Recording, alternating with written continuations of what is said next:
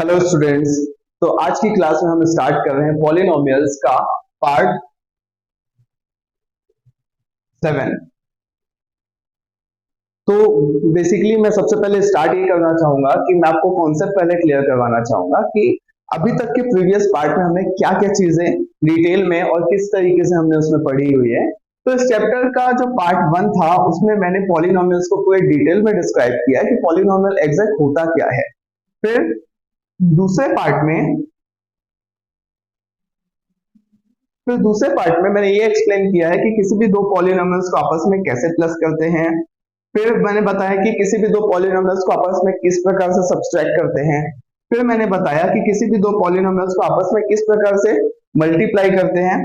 फिर मैंने बताया कि फिफ्थ और सिक्स पार्ट में मैंने उसके डिवीजन का कुछ कुछ कॉन्सेप्ट क्लियर किया हुआ है। फिफ्थ पार्ट में मैंने क्लियर किया है कि उसमें किस प्रकार से डिवाइड करते हैं। उसके बाद मैंने सिक्स पार्ट में इसका बेसिकली कुछ कुछ जो फॉर्मूला होते हैं, जैसे डिवाइड के कुछ और फॉर्मूलाज जो है, जैसे भाज्य बराबर भाजक गुणित भागफल धन शेषफल, उसकी सार्थकता को मैंने इसमें सिद्ध किया कि उसके किस टाइप से क्वेश्चन और किस टाइप से हम उसको सॉल्व कर सकते हैं। ये सारी चीजों को बेसिकली हमने इन कुछ पार्ट्स में कवर अप किया है। आज का जो टॉपिक है, आज का जो पार्ट है, जो कि 7 पार्ट है, उस पार्ट में हम लोग कवर करेंगे स्पेशली शेषफल प्रमेय, जिसे हम लोग रिमाइंडर थ्योरम के नाम से भी जानते हैं। तो ये जो शेषफल प्रमेय होगा, ये इस चैप्टर का एक मेन पार्ट है। ज्यादातर जो एग्जाम में क्वेश्चंस जो पूछे जाते हैं वो रिमाइंडर क्वेश्चंस के एक ना एक क्वेश्चन आपको जरूर इस चैप्टर में मिल जाएंगे, इस क्वेश्चन पेपर में आपको मिल जाएंगे। तो स्टार्ट करते हैं रिमाइंडर थ्योरम। तो हम लोग स्टार्ट करते हैं शेषफल थ्योरम, शेषफल प्रमेय या फिर रिमाइंडर थ्योरम। तो ये जो बेसिकली ये जो थ्योरम है वो कुछ एक क्वेश्चन के थ्रू मैं इसको समझाने की कोशिश करता हूं। जैसे मान लीजिए आपको एक क्वेश्चन दिया रहेगा, px is equal to x cube, px is equal to x cube plus 3x square minus 5x plus 8। इस टाइप से आपको एक क्वेश्चन दिया रहेगा और आपको ये बोला जाएगा कि इस क्वेश्चन को रिमाइंडर थ्योरम के थ्रू सॉल्व कीजिए, जबकि आपको gx आपको दिया रहेगा x प्लस 1। तो ऐसे कंडीशन में आपको क्या करना है, आपको सॉल्यूशन जो है वो यहां से स्टार्ट करना है। आपको gx को मानना है 0 के इक्वल, और ये जो 1 है वो उधर जाकर के किस में कन्वर्ट हो जाएगा, x इज इक्वल टू -1। आपको यहां से ये समझ आ गया कि x की वैल्यू कितनी है, -1। इसको पुट करना है, पुट px, आपको x के जगह पे -1 को पुट करना है। तो फिर आप देखिए यहाँ पे p x है, x के जगह पे यहाँ पे क्या यूज किया हमने, -1। तो यहाँ पे क्या होगा, -1 की पावर 3, यहाँ पे क्या है +3, और x के जगह पे फिर से हम क्या यूज करेंगे, यहाँ पे -1 का स्क्वायर, फिर -5 और यहाँ पे -1 प्लस 8। तो यहाँ पे क्या होगा, -1 plus 3 into 1 minus minus plus 5 8, और यहाँ पे -1 प्लस 3, ये दोनों मिल करके 13, और ये दोनों मिलकर के होगा 2 प्लस 13 इज इक्वल टू कितना, 15। तो p -1 की जो वैल्यू होगी इसमें आएगा 15। तो ये हमारा रिमाइंडर थ्योरम है। अब आप इसको चेक करने के लिए एक और कॉन्सेप्ट के थ्रू इसको चेक कर सकते हैं कि हमारा अगर इसके कहने का मतलब है, ये है इस रिमाइंडर थ्योरम के कहने का मतलब ये है कि अगर आप इसको इससे डिवाइड करते हैं तो आपका जो रिमाइंडर आएगा वो कितना आएगा, 15 आएगा।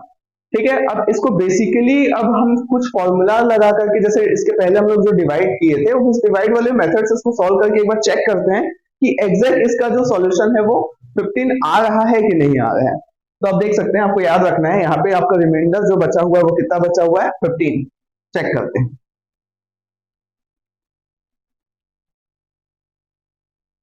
आपको डिवाइड करना है इसको किससे, x प्लस 1 से। तो जब हम इसको डिवाइड करते हैं तब आप देखिए फिर से x में क्या चीज का मल्टीप्लाई करें कि वो आ जाएगा x क्यूब। तो ऑब्वियसली x स्क्वायर का मल्टीप्लाई करेंगे, तो x स्क्वायर का मल्टीप्लाई फिर दोनों के साथ करेंगे तो x प्लस 1 होगा, इसका मल्टीप्लाई करेंगे तो x cube plus x square होगा। ये x cube plus x square को यहाँ पे पुट कर दिए, कितने बार में आया, एक्स स्क्वायर के साथ आया, प्लस माइनस में कन्वर्ट होकर के कैंसिल, माइनस में कन्वर्ट हुआ, यहाँ पे बचा आपका 2x का स्क्वायर। फिर इसको नीचे उतार दिए -5x। अब फिर से देखिए x में क्या चीज का मल्टीप्लाई करे कि वो x में क्या चीज का मल्टीप्लाई करे कि वो आ जाएगा 2x का स्क्वायर, तो 2x का मल्टीप्लाई करेंगे। इस 2x को फिर से मैं यहाँ पे पुट कर दूंगा।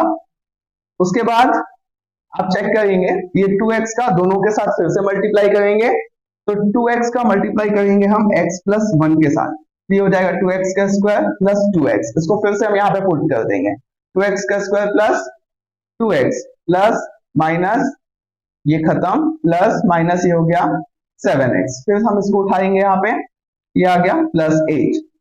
यहाँ पे आप देखिए दोनों में माइनस होने के कारण से ये क्या बचेगा, माइनस में आएगा। फिर आप चेक करिए x में क्या चीज का मल्टीप्लाई करेंगे कि आएगा -7x, x में क्या चीज का मल्टीप्लाई करेंगे कि आएगा -7x, तो -7 का। फिर हमने यहाँ पे रखा -7, -7 को मल्टीप्लाई फिर से दोनों के साथ करेंगे, तो x प्लस 1 के साथ इसका मल्टीप्लाई करेंगे तो होगा -7x और -7। इसको फिर से उठा के यहाँ पे पुट कर देंगे, -7x -7, माइनस बदलेगा प्लस में, खत्म, माइनस बदलेगा प्लस में, ये आपका आ गया 15। तो आप अगर देखेंगे इसके पहले वाले जो क्वेश्चन है, जैसे कि ये क्वेश्चन अभी इसके पहले हमने जो सॉल्व किया था उसका रिमाइंडर लगभग 15 आया था, और अगर हम इसको डिवाइड करते हैं और डिवाइड करने के बाद अगर इसका रिमाइंडर कितना आ रहा है, 15 आ रहा है। तो कॉन्सेप्ट एकदम सिंपल सा एकदम क्लियर है कि आपको अगर रिमाइंडर निकालना है तो आप इस मेथड से सॉल्व करके रिमाइंडर निकाल सकते हैं, या तो आपको अगर रिमाइंडर निकालना है तो आप इसके पहले जो क्वेश्चन हमने जो बताया था रिमाइंडर थ्योरम के थ्रू बताया था, उसके थ्रू आप सॉल्व करके भी आप रिमाइंडर निकाल सकते हैं। अगर स्पेशली आपको रिमाइंडर ही निकालना है तो दोनों कॉन्सेप्ट में से जो रिमाइंडर थ्योरम का जो कॉन्सेप्ट है वो बहुत ही बेहतरीन कॉन्सेप्ट है। इसमें इस तरीके से जो तामझाम है, इसमें जो कंसेप्ट हो रहा है, इसके मेथड के मुकाबले वो मेथड जो है वो काफी इजी है। तो मेरा ये पर्सनली सजेशन है कि कभी भी अगर आपको रिमाइंडर निकालने के लिए पूछा जाए तो आप इस तरीके से सॉल्व ना करके इसके रिमाइंडर थ्योरम के थ्रू इस क्वेश्चन को बनाइएगा, जिससे आपको थोड़ा सा और इजी लगे ये मेथड और आपको सॉल्व करने में कोई दिक्कत ना हो। ठीक है, तो रिमाइंडर थ्योरम ये है। अब रिमाइंडर थ्योरम से रिलेटेड एक और क्वेश्चन आता है जिसमें बेसिकली आपको क्वेश्चन के बीच में कहीं पे आपको भाज्य के बीच में कहीं पे आपको a दे दिया रहेगा और उस a की वैल्यू फाइंड करो बोल रहा है कि अगर ये उसका डिविडेंड जो है, उसका डिविडेंड मतलब उसका रिमाइंडर इसका 0 है, तो आपको क्या करना है, इसका वैल्यू a का वैल्यू फाइंड करना है। इस टाइप से क्वेश्चन आपको देगा और उसमें आपका ये सॉल्यूशन ठीक रिमाइंडर थ्योरम के थ्रू ही होगा, जैसे कि ये क्वेश्चन मैं आपको बताता हूं, उसमें आपको अच्छे से समझ में आएगा। तो देखिए एक रिमाइंडर थ्योरम का एक जो पार्ट 2 है उसमें आपको ये सब बताना है। मान लो जैसे आपको एक क्वेश्चन दिया है px is equal to x square plus ax plus 2 और आपको gx दिया हुआ है x प्लस 1। अब आपको ये बोल दिया गया है कि इसका जो डिविडेंड है, मतलब इसका जो रिमाइंडर है, मान लो अगर 0 है तो ऐसे कंडीशन में आपको a की वैल्यू बतानी है। तो इस कॉन्सेप्ट को सॉल्व करने के लिए सेम मेथड फिर से लगाएंगे, बस इसमें आपको क्या करना है, इसको 0 मानोगे फिर से, जैसे इसके पहले वाले क्वेश्चन में हमने माना था, इसको ट्रांसफर करोगे, ये होगा -1 में।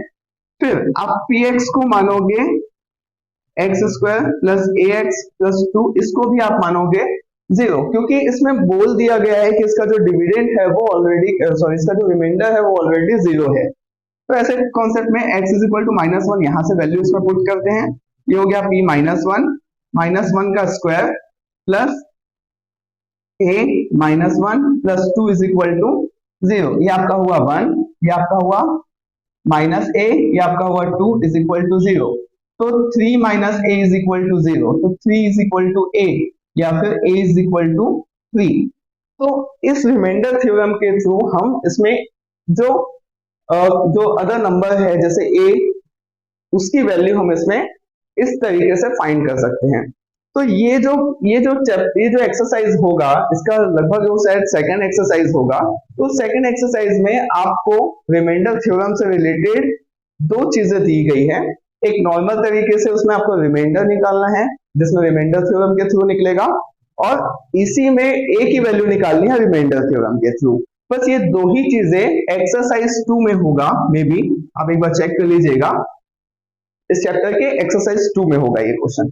अब इसी से रिलेटेड सारे क्वेश्चंस आपके बनने हैं, आपको बस सेम मेथड अप्लाई करना है और इस एक्सरसाइज में जितने भी क्वेश्चन होंगे उन सारे क्वेश्चंस को बना डालना है। बस आपको देखना है कि कहीं पे भी अगर आपको लग रहा है कि मिस्टेक हो रहा है तो आप कमेंट में मुझे इससे रिलेटेड जो क्वेश्चन जो आपसे नहीं सॉल्व हो रहे होंगे वो मुझे कमेंट के थ्रू मुझे बताएंगे, ताकि मैं आपकी जो दिक्कत है, आपकी जो परेशानी है उसको मैं ठीक कर सकूं। Thank you.